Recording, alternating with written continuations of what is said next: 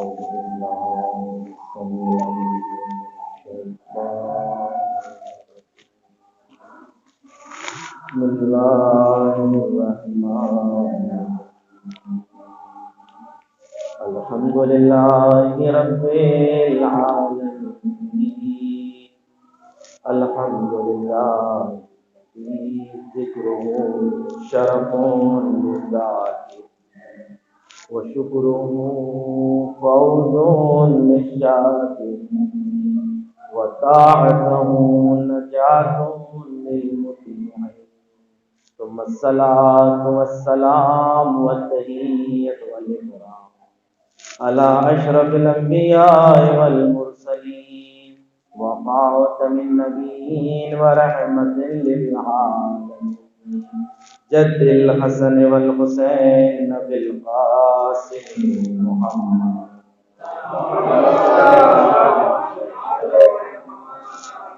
وعلى أهل بيته الطيبين الطاهرين المعصومين المظلومين الذين أذهب الله عنهم الرزق وطهرهم تطهيرا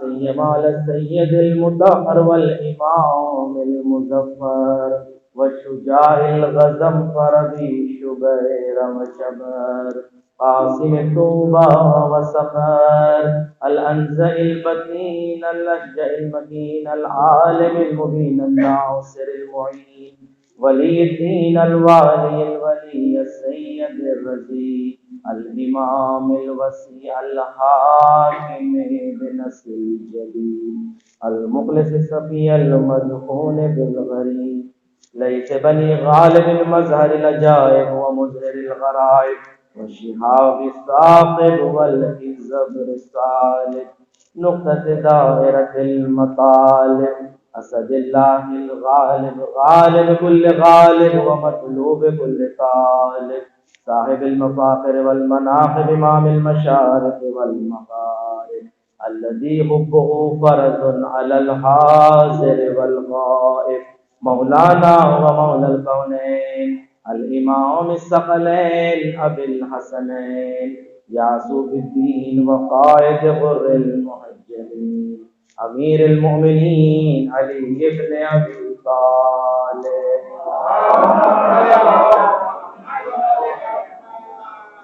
ولعنة الله على أعدائهم أجمعين يوم عداوة بلا قيام يوم الدين أما بعد فقد قال الله تبارك وتعالى في محكم كتاب المجيد وفرقان الحميد وقوله الحق بسم الله الرحمن الرحيم كل نفس ذائقة الموت ثم إلينا ترجعون صلوات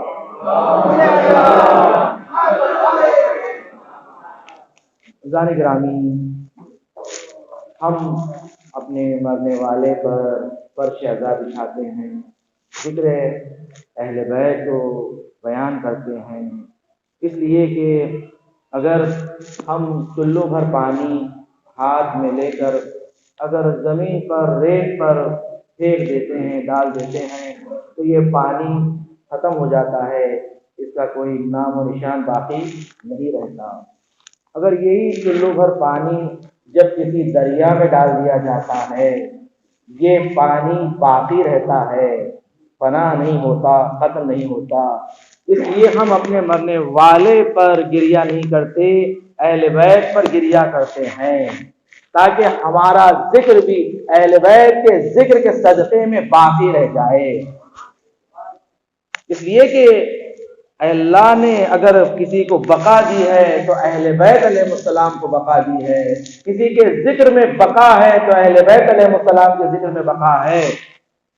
اس لیے ہم اپنے مرنے والے پر اہل بیت علیہ السلام کا ذکر برپا کرتے ہیں، فرش عزا بچھاتے ہیں، اور یقیناً ہم معتقد ہے کہ اس سے بڑھ کر کوئی ثواب ہمارے مرنے والے کے لیے نہیں ہو سکتا، اس سے افضل کوئی ثواب اس کے لیے نہیں ہو سکتا ہے۔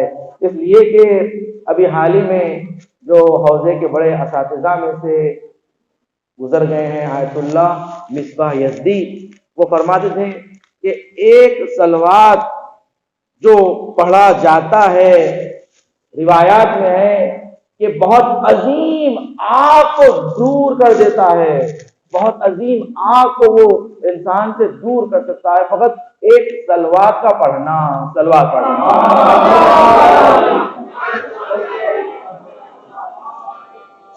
دیکھیں کہ فرماتے ہیں کہ اس قدر مختصر سا ذکر ہے، مگر اللہ کو یہ ذکر اتنا پسند ہے کہ یہ جہنم کی آگ کو بہت دور کر دیتا ہے انسان سے۔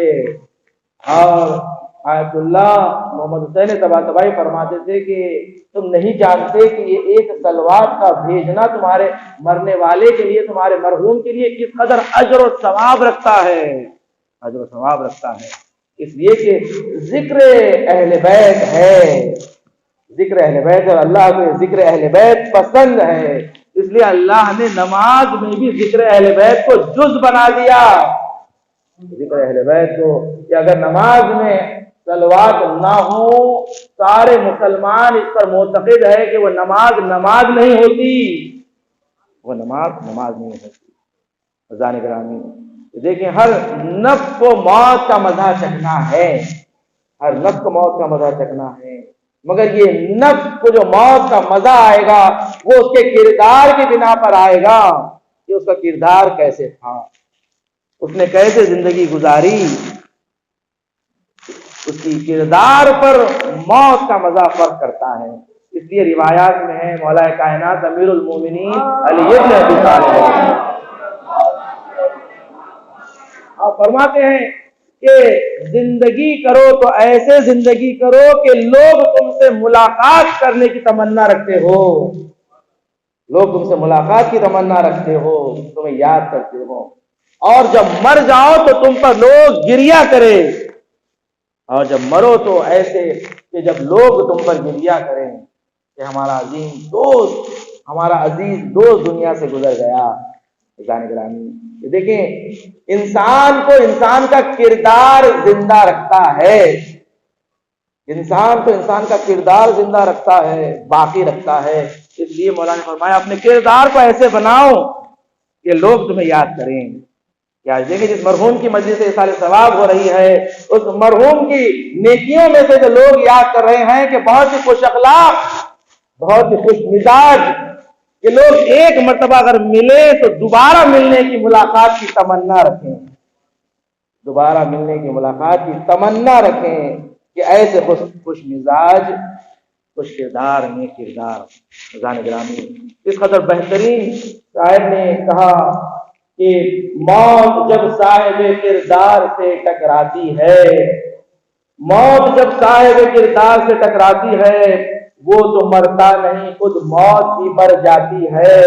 یہ تو ذریعہ ہے ملاقات علی کا ورنہ، یہ تو ذریعہ ہے ملاقات علی کا ورنہ، موت ہے در کے غلاموں کو کہاں آتی ہے، موت ہے در کے غلاموں کو کہاں آتی ہے، موت آتی ہے ذلیلوں کو، ستمگاروں کو، موت آتی ہے سیاست کے نمکاروں کو، موت آ جاتی ہے بیعت کے طلبگاروں کو۔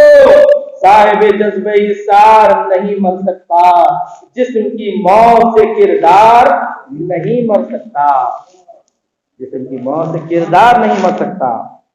کام کردار سے جب اہل وفا لیتے ہیں، کام کردار سے جب اہل وفا لیتے ہیں، انگلیوں سے درے خیبر کو اٹھا لیتے ہیں۔ دیکھیں کہ اہل کردار کہ مولا نے فرمایا میں نے یہ دروازے کے درے خیبر کو اپنی قدرت سے نہیں بلکہ الہی قدرت سے میں نے اٹھایا ہے، الہی قدرت سے۔ یہ کردار جب ہوتا ہے گرامی، انسان کو کردار باقی رکھتا ہے، انسان کی بقا اس کے کردار سے ہوتی ہے۔ کردار جب نیک ہو جائے انسان فنا نہیں ہوتا، فنا نہیں ہوتا۔ عزیزان گرامی، کس قدر عظمت ہے کہ اہل بیت نے بتایا ہے کہ دیکھو موت کا مزہ ہر نفس کو چکھنا ہے، یہ ذائقہ کیسے چاہیے، تم اپنی دنیا میں اپنے کردار سے ذائقے کو بناؤ، اپنے کردار انسان ذائقے سے بناتا ہے کہ موت اس کے لیے کیسی ہو، شیرین ہو یا تلخ ہو۔ روایت میں ہے شیخ عباس امی نے منازل الآخرہ کتاب لکھی ہے، بہت بزرگ علماء میں سے ہے، ہر گھر میں آپ کی کتاب مفاتیح الجنان موجود ہے، دعاؤں کی کتاب۔ اس قدر عظیم شخصیت تاریخ کی شیخ عباس امی، آپ نے کتاب لکھی ہے آخرت پر، منازل الآخرہ کے نام پر، کہ دنیا کے ہر زبان میں ترجمہ ہوئی ہے، ہر زبان میں۔ اس کتاب میں آپ نے 10 سے 12 ذریعے بتائے ہیں کہ انسان اپنی موت کو شیرین کیسے کر سکتا ہے، موت کہ احوال موت کو، جو سختی موت ہوتی ہے، اسے انسان بہترین کیسے بنائے۔ آپ نے 10 سے 12 ذریعے بتائے ہیں۔ میں چاہتا ہوں مختصر سے وقت میں 5 ذریعے آپ کے سامنے بیان کر دوں۔ لیکن سب سے پہلے آپ بیان کرتے ہیں کہ اگر انسان چاہتا ہے موت کے ہولناک موت سے اپنے آپ کو بچائیں، اس لیے کہ عزیزان گرامی آپ دیکھیں موت سے انبیاء ڈرا کرتے تھے، انبیاء۔ عزیزان گرامی جب حضرت ابراہیم کو ملک الموت قبض روح کرنے کے لیے آئے تو ابراہیم نے کہا کیا کوئی دوست، کوئی خلیل اپنے دوست کی روح قبض کرتا ہے؟ جناب ملک الموت واپس گئے، جا کر پروردگار سے کہا کہ ابراہیم یہ کہہ رہے ہیں۔ پروردگار نے کہا جاؤ جا کر کہو کیا کوئی دوست اپنے دوست کے دیدار سے منع کر سکتا ہے؟ جیسے ہی ملک الموت آ کر کہیں کہ پروردگار یہ کہہ رہا ہے کیا کوئی دوست اپنے دوست سے ملاقات نہیں کرنا چاہتا ہے، ابراہیم نے کہا اے ملک الموت جلدی کرو، جلدی کرو، میری روح کو قبض کرو تاکہ میں اپنے دوست سے ملاقات کروں۔ فرماتے ہیں کہ سب سے پہلا ذریعہ انسان جب چاہتا ہے کہ موت اس کے لیے آسان ہو جائے، شیرین ہو جائے، تو وہ اس دعا کو کثرت سے پڑھا کریں۔ شیخ عباس امی نے یہ اہل بیت علیہ السلام سے دعا کو تعلیم دی ہے، فرمایا ہے کہ اہل بیت فرمایا ہے کہ جو یہ شخص کثرت سے دعا کا پڑھا کرتا ہے اللہ اس کے لیے موت کو شیرین کر دیتا ہے۔ کہ یا من یقبل الیسیر ویعفو عن الکثیر، اے جو بہت کم کو قبول کر لیتا ہے اور بہت زیادہ خطاؤں کو معاف کر دیتا ہے۔ یا من یقبل الیسیر ویعفو عن الکثیر، یہ جو بہت زیادہ گناہوں کو بخش دیتا ہے۔ دیکھیں پروردگار کس قدر کریم ہے، بہت کم پہ راضی ہو جاتا اور بہت زیادہ خطائیں کو اللہ بخش دیتا ہے۔ ویعفو عن الکثیر، اقبل من الیسیر واعفو عن الکثیر، کہ پروردگار تو مجھ سے خلیل کو قبول فرما، خلیل کو یعنی کہ جو بالکل کم عبادتیں میں نے جو انجام دی، مجھ سے کم کو قبول فرما لے اور میری بہت زیادہ خطاؤں سے گزشت کر دے۔ جو انسان اس کے 2 جملوں کو اپنی دعاؤں کا جز بنا لے گا، شیخ عباس امی فرماتے ہیں کہ اس کی موت اس کے لیے شیرین ہو جائے گی، اس لیے کہ اس نے پروردگار کو ہمیشہ اس طرح پکارا کرتا تھا، اس طرح مانگا کرتا تھا۔ فرمائے اس دعا دوسرا وسیلہ آپ نے بتایا ہے کہ جو چاہتا ہے اپنی موت کو آسان کر لیں، اسے چاہیے کہ سورہ تکاثر کی کثرت سے تلاوت کرے۔ رات میں سونے سے پہلے مستحب ہے کہ سورہ تکاثر کی تلاوت کر کر جو سوتا ہے اس کے لیے موت آسان ہو جاتی ہے، موت شیرین ہو جاتی ہے۔ سورہ تکاثر، الہاکم التکاثر حتی زرتم المقابر کلا سوف تعلمون ثم کلا سوف تعلمون کلا لو تعلمون علم الیقین لترون الجحیم ثم لترونها عین الیقین ثم لتسألن یومئذ عن النعیم۔ یہ آخری آیت ہے۔ اس آخری آیت کے ذیل میں جب ابو حنیفہ نے چھٹے امام جعفر صادق علیہ السلام، کیا آپ جانتے ہیں کہ ابو حنیفہ 2 سال شاگردی آپ نے انجام دی تھی چھٹے امام کی، اور کہا کرتے تھے کہ لولا السنتان لہلک النعمان، کہ اگر یہ 2 سال میں شاگردی نہ کرتا تو یہ نعمان ہلاک ہو جاتا۔ مگر آپ دیکھیں کہ حالات بدلتے ہیں، لوگ بدلتے ہیں۔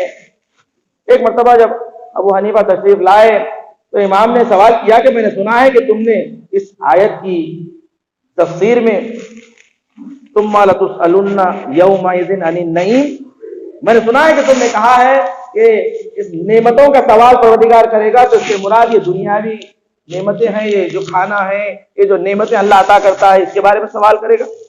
تو انہوں نے کہا کہ ہاں میں نے اس طرح بیان کیا. کہا کہ تم یہ کہنا چاہتے ہو کہ اگر کوئی میزبان اپنے مہمان کو بلا کر اسے کھلائیں پلائیں مختلف نعمتوں کے ساتھ اسے نوازیں, اس کے بعد اپنی نعمتوں کو گنانا شروع کریں کہ میں نے تمہیں یہ کھلایا, میں نے تمہیں یہ پلایا, میں نے تمہیں یہ عطا کیا ہے, میں نے تمہیں یہ دیا ہے, تو تم ایسے میزبان کے بارے میں کیا کہو گے؟ ابو حنیفہ نے کہا کہ میں کہوں گا کہ یہ بڑا بخیل ہے, کھلا بھی رہا ہے, گنا بھی رہا ہے, کھلا بھی رہا ہے, سوال بھی کر رہا ہے. تو امام نے کہا پھر تم معاذ اللہ خدا کے بارے میں کہہ رہے ہو کہ خدا بخیل ہے کہ جو نعمتیں دے رہا ہے اس کے بارے میں سوال کرے گا؟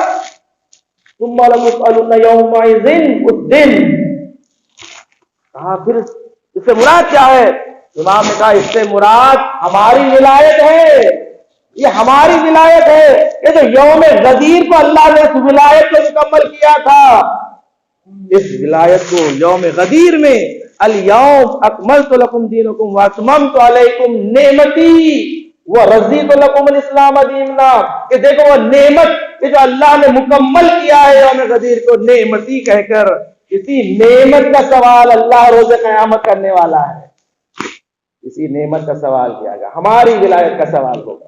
اس لیے کہا گیا ہے مومن چاہتا ہے موت کو بہترین چاہے, ہر شب سونے سے پہلے سورۃ تکاثر کی تلاوت کرے.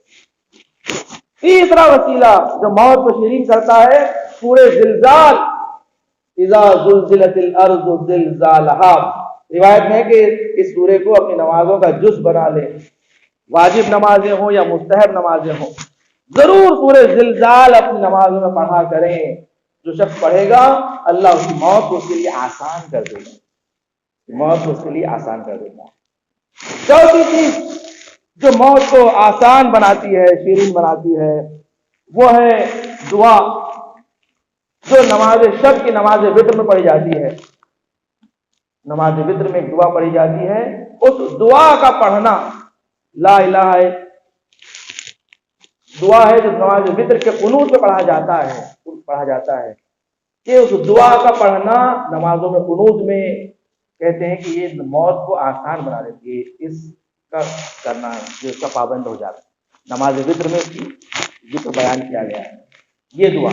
پانچویں چیز جو انسان کی موت کو آسان اور شیرین بناتی ہے وہ ہے محبت مولا کائنات امیر المومنین علی ابن ابی طالب علیہ السلام.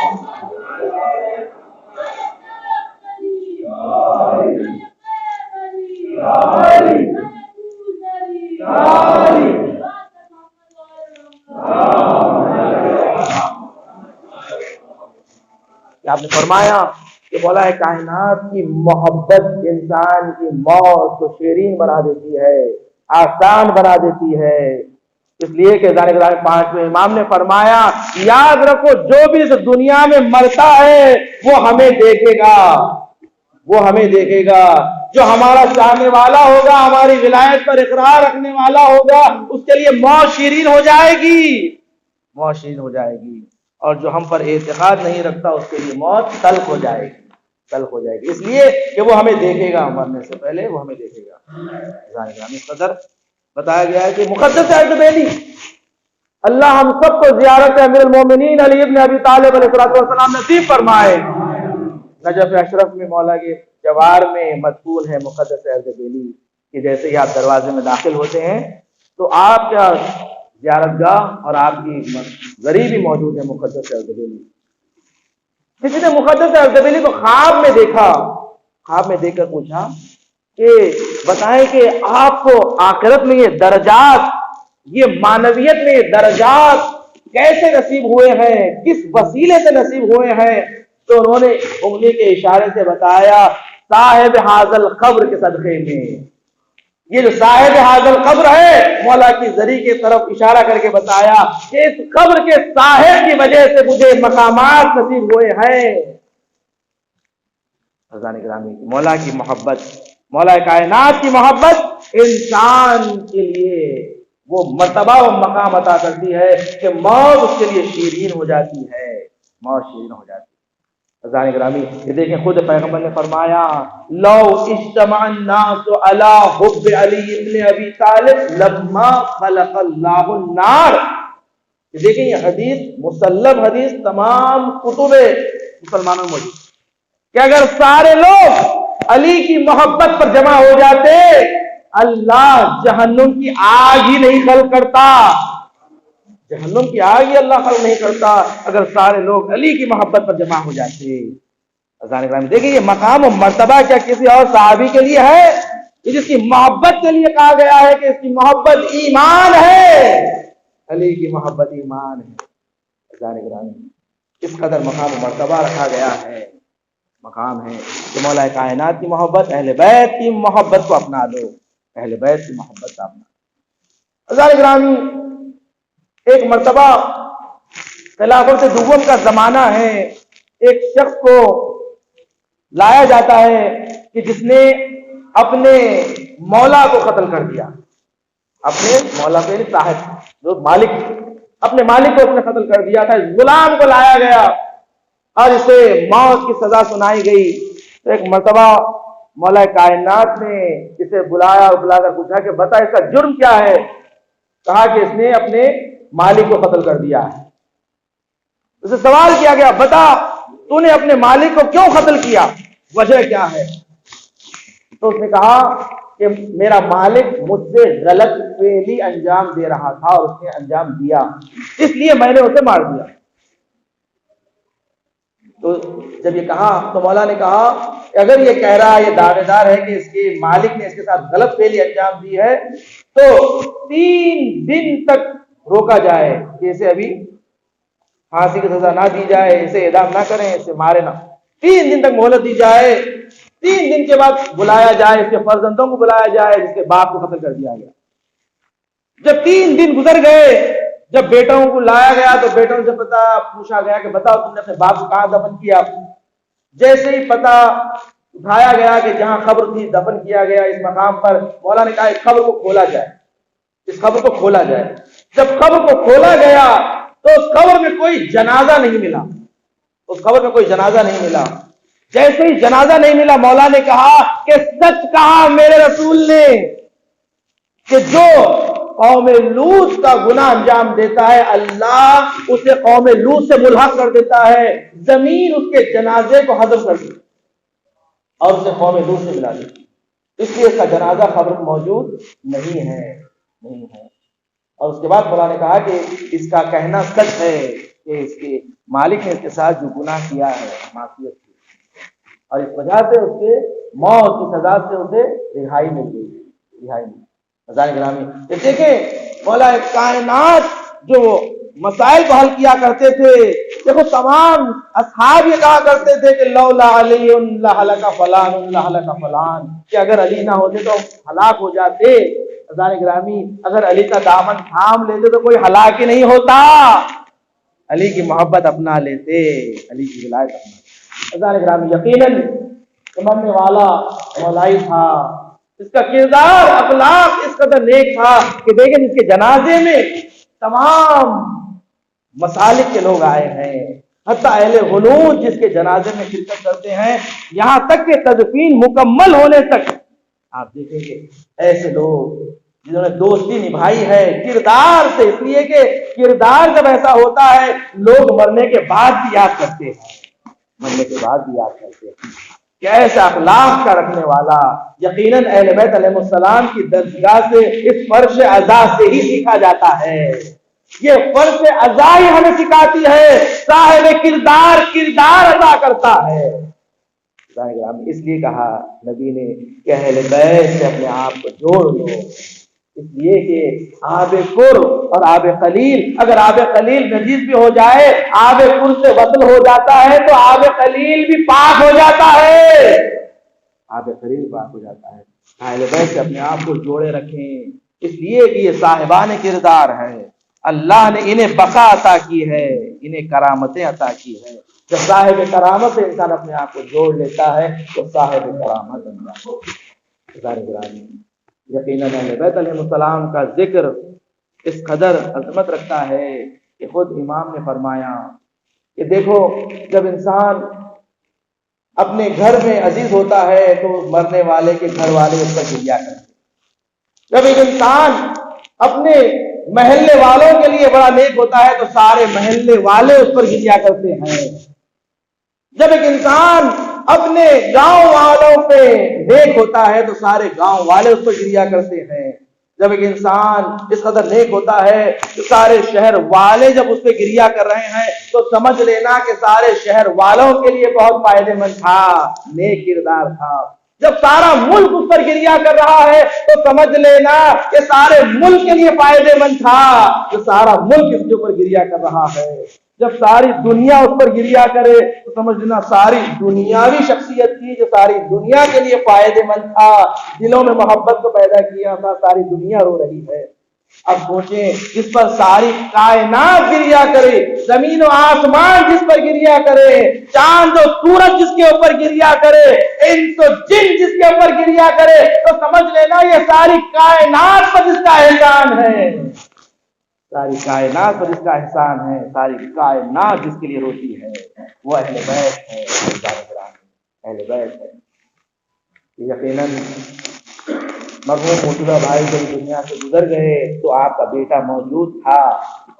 بیٹے کے ہاتھوں میں ہتھکڑیاں نہیں باندھی گئی تھی، بیٹے کے ہاتھوں میں رسن نہیں باندھی گئی تھی، اور پیروں میں بیڑیاں نہیں تھے، کمر میں لنگر نہیں تھا، گلے میں کانٹے دار توق نہیں پہنایا گیا تھا۔ بیٹے نے اپنے باپ کے جنازے کو بڑے احترام کے ساتھ غسل و کفن کیا اور دفن کیا ہے۔ میں کہوں گا ایک بیٹا کربلا میں بھی تھا جس نے اپنے باپ کے جنازے کے قریب بیٹھا رہا، ایسا جنازہ کہ جس جنازے پہ سر موجود نہیں ہے، اس باپ کے جنازے پر بیٹا بیٹھا ہوا دیکھ رہا ہے کہ باپ کا جنازہ پڑا ہوا ہے مگر بیٹا دفن بھی نہیں کر سکتا۔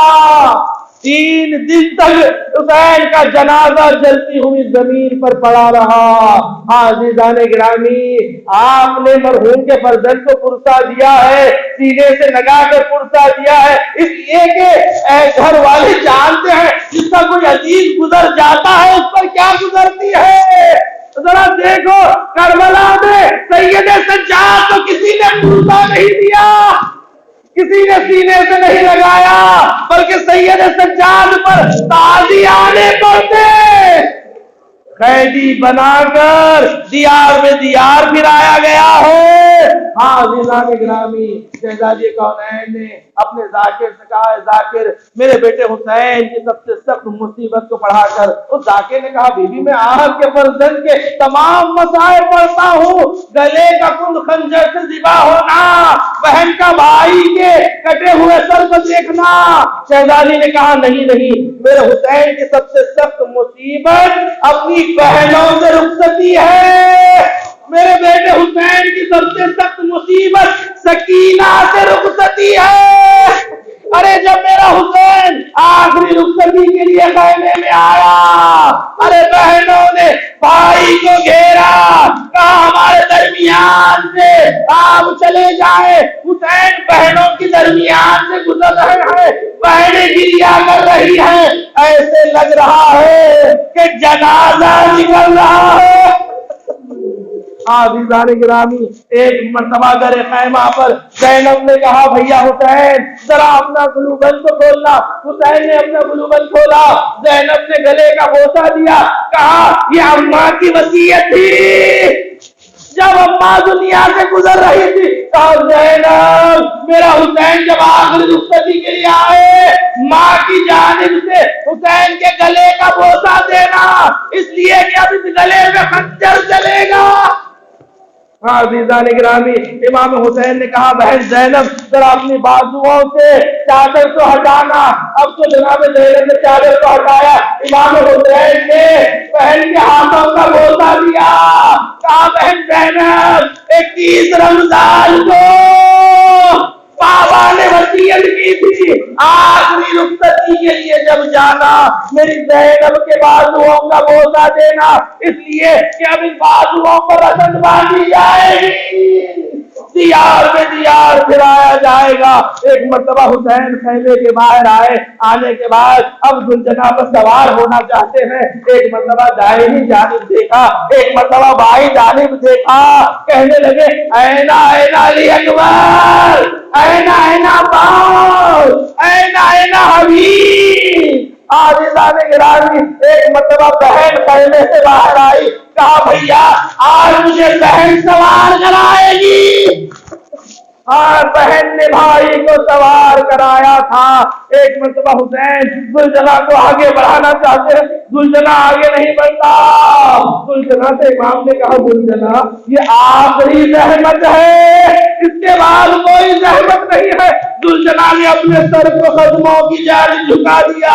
اب جو امام نے دیکھا سکینہ ذوالجناح کے قدموں کو لگتی ہوئی کہہ رہی ہے ذوالجناح میرے بابا کو میدان میں لے جا، صبح سے جو بھی گیا وہ واپس نہ آیا۔ امام حسین نے سکینہ کو سینے سے لگایا، کہا سکینہ اپنے بابا کو رخصت کر دے۔ سکینہ نے کہا بابا مجھے ایک مرتبہ اپنے سینے پہ سلا لے۔ امام حسین جلدی ہوئی زمین پر لیٹ گئے، سکینہ کو سینے پہ لٹا لیا۔ چند لمحے گزرے، سکینہ کی آنکھ بند ہوئی۔ سکینہ نے کہا بابا اب آپ چلے جائیں، خدا حافظ۔ حسین نے کہا سکینہ ابھی تو بے تابی کر رہی تھی، اب خدا حافظ کہہ رہی ہو؟ سکینہ نے کہا ہاں رسول خدا نام میں آئے، کہا سکینہ میرے حسین کو جانے دے، ٹفلی کا وعدہ نبھانا ہے، میں وعدہ کرتا ہوں تجھے اپنی بابا سے جلد ملحق کر دوں گا۔ ہاں رسول اللہ نے وعدہ کیا ہے میں بہت جلدی آؤں گی۔ ہاں سکینہ اپنے بابا سے ملحق ہو گئی۔ ارے زندہ نشان، ارے سکینہ کا خیر خانے میں گزر جانا، سید سجاد نے اپنے ہاتھوں سے اللہ اللہ اللہ قوم الظالمین وسيعلم الذين ظلموا أيام منقلب ينقلبون۔ بارگاہ پروردگار ہم سے ذکر خلیل کو قبول فرما، پروردگار مرحوم کو درجات عالیہ نصیب فرما، مرحوم کے خان والے کو صبر جمیل عنایت فرما، انہیں کوئی غم نہ دے سوائے غم حسین دے۔ پروردگار کے واسطہ محمد والے محمد کا دنیا میں جہاں جہاں مومنین و مومنات بیمار ہے، علی ہے، بالخصوص ہمارے جامع بھائی کی بہن بلقیس فاطمہ بیمار ہے، علی دواخانے میں ایڈمٹ کیا گیا ہے۔ وہاں سے شہزادی کونین شفا کاملہ واجلہ عنایت فرما۔ پروردگار دنیا میں جہاں جہاں مومنین و مومنات ہے ان کی جان و مال عزت و آبرو دین و ایمان کی حفاظت فرما، مقامات مقدسات کی حفاظت فرما، جنت البقیع کی تعمیر دیکھنا نصیب فرما، علماء اعلام مراج اکرام کا سایہ ہمارے سروں پر قائم و دائم فرما، دشمنان اہل بیت دشمنان اسلام کو نیست و نابود فرما، امام زمانہ کی ظہور میں تعجیل فرما، ہمیں امام کے عوام انصار شمار فرما۔ آپ سے گزارش ایک مرتبہ سورہ حمد، 3 مرتبہ سورہ اخلاص کی تلاوت فرما۔ سید مرتضیٰ حسین رضوی مرحوم و مغفور ابن سید ریاست حسین رضوی مرحوم کی روح کے لیے سال